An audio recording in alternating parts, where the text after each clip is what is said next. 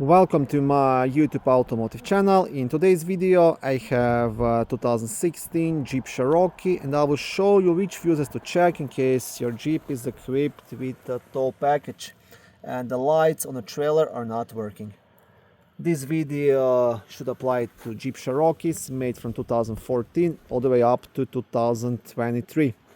Also, if this video was helpful, please consider supporting the channel by liking the videos, subscribing to the channel or becoming a channel member.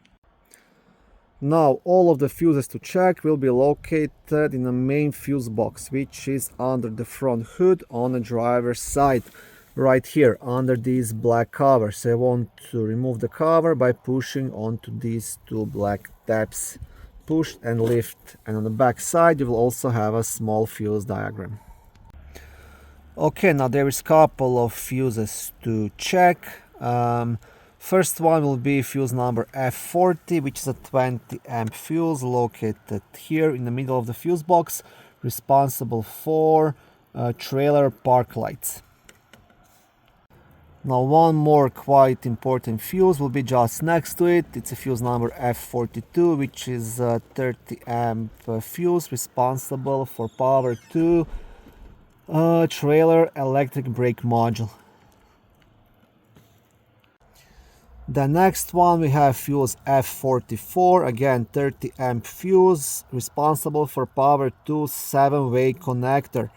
So this is where you connect the trailer, right? If this fuse is burnt out, none of the lights will work on your trailer.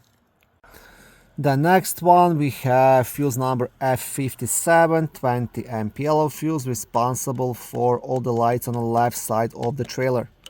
Then the next fuse is gonna be F61, again 20 amp yellow fuse responsible for all the lights on the right side of the trailer.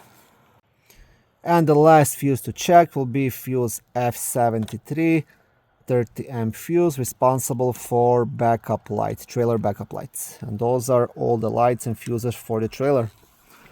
So yeah, make sure all of these are good. And then if you still have problems, then you want to check all the connections between the trailer and the vehicle. Make sure there is no damage to the wires and things like that. Thank you for watching this video. I hope it was helpful and educational. If it was, please like it and consider subscribing to my YouTube automotive channel. On my channel there is lots of how-to videos, do-it-yourself videos, car reviews, product reviews and other similar automotive topics.